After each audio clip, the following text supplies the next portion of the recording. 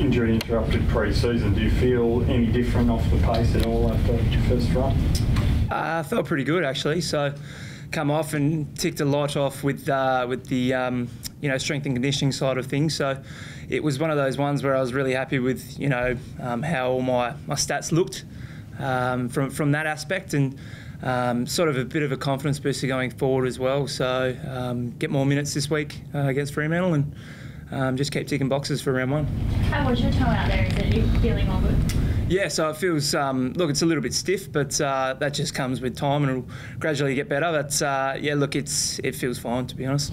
How many minutes did you play? Because you were out there a fair bit, and then how many minutes do you expect to play against Fremantle? Yeah, I'm not quite sure on my minutes at this stage, but I think it was around 88 minutes out of, I think, 120 plus minute game. So I got some good minutes in, and it counts to about 75-80%, I guess, of the game, and hopefully just gradually building from there. What did you make of the new rules? Obviously, a lot's been talked about midfield centre clearances and the effect that they can have. What did you see? Yeah, it was a little bit confusing. I think there was one stage there where we had the ball but we couldn't leave the square, and I guess it's just one of those things where there's a lot of teething issues with everything new, and it sort of felt like that as a new rule it was sort of quite confusing, and you couldn't we had the ball. I think we went long and you couldn't leave the square, and I guess the umpires were sort of a little bit cautious on that as well, and probably were a little bit unsure at the time as well, because it sort of felt like the wingers were sort of doing a fair bit and they couldn't leave the square, but then there was some in and some weren't, so it was sort of a little bit all over the shop. But I guess those are things that will probably get tightened up before round one. So you feel like the AFL needs to clarify that more clearly as to what happens in any given situation? I think so, yeah. I think a little bit more clarity would be great, and whether that be having a couple umpires come in and just probably explain it a little bit more in depth and what could happen if, because it sort of feels like, we've been told, but I guess it's just those finer points where, what are we allowed to do? Are we allowed to leave the square? Are the wingers allowed to go in? So it's just the small things that, you can get a little bit more clarity on. So you're talking about the incident in the second quarter where you actually got the free kick, but they had to have a complete reset of positions? Is that right? Yeah, and I think you had to reset and you couldn't leave certain positions, and then there was another one where we lost it as well, and I was on the wing, and I asked the umpire, what can I do? And he said, no, you've got to stay out of the square, but you've got to be within that zone. But then I think it was Menengola just ran straight in the square and didn't ping it a free kick. So I guess it was just a small instance like that where it was sort of like, well, what do we do?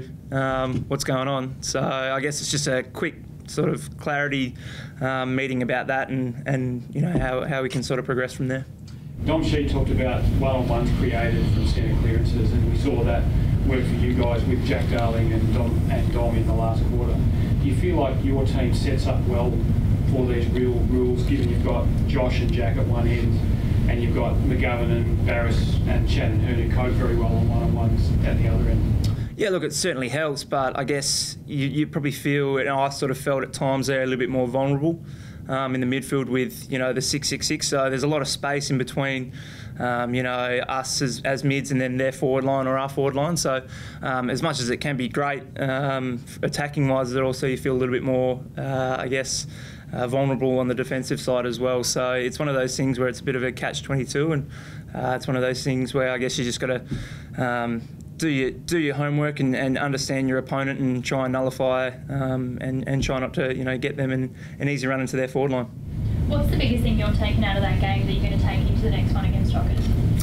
Oh, I think it's at this stage is just sort of getting a couple kicks in and feeling good and understanding where we're at as a team, and I guess having a delayed sort of start to the pre-season. We were sort of going in maybe thinking a little bit underdone, but I guess from the results and I guess from the feeling of how's everything planned out from Friday, we're on track and we're tracking along well. So I guess it's just another things where players have just got to tick minutes off, and a couple of aspects that we need to work on and tighten the screws up with certain things in terms of team defence and attacking as well. So it's just small things that we need to tweak here and there before round one. Looking at the young blokes, who impressed you the most down there? I thought Oscar Allen and I thought Petch as well played really well. And I thought, Oscar took some, really good grabs and made a presence up forward as well. So I thought that he was probably one of the ones that stood out. And even Jared Brander as well played a really good game of football. So we've got some exciting young players coming through, and it's going to be tight for spots as well. But I guess that competition that you have certainly helps build the group. And look, if they play football like that, I'm sure they'll be playing, pretty soon. Do you know if any players are going to be resting for the next game, or are you guys going to come out with a stronger team? Oh, look, I'm not too sure yet. That's not up to me to decide, and I guess we'll probably find out later in the week who will play and who won't. So I guess that all comes down to the strength and conditioning side of things, and the coach as well. So at this stage, it's out of my hands. Pre-season, the premiership season predictions are trickling through. Jason Dunn still says he doesn't expect you guys to make top 4. How do you react to that? Oh, we've had some doubters, and we had a fair few last year, and we came out and proved them wrong. So I guess it's just a matter of doing our own thing and blocking out all the noise and trying to get the most out of ourselves as best as possible. So look, there's going to be people out there that are going to write us off, and good on them, because as you saw last year, strange things can happen. So I guess it's one of those ones where you don't get too caught up into it, and us as a team, we're focusing on something bigger than that, and not sort of that outside noise. So yeah, I guess it's everyone can have their opinion, and good on them, really. Just on your recovery, so you ticked off a few markers, and you're on track to be 100% for round 1. At this stage, I feel I am. Ticked off, as I said, ticked off everything in terms of the strength and conditioning side of things, and they were really happy with how I finished the game, and the minutes and the distance and the speed that clocked in game. So as I said, it's just a small gradual build, but the aim is round 1. Do you notice it at all when you're sprinting and kicking? Is it like when you're actually playing in full flight and a bit of blood flowing, do you actually notice it at all? Once I'm warm and moving around, I don't really notice it as much, and I guess you're focusing on other things as well when you're playing, other than a small little niggle in the toe. So yeah, it's one of those things where once you're warm and once you get going, you don't really notice it as much. It just needs that little, I guess, 5-10 minute warm up, and everything from there on is fine. So I don't really notice it too much in game.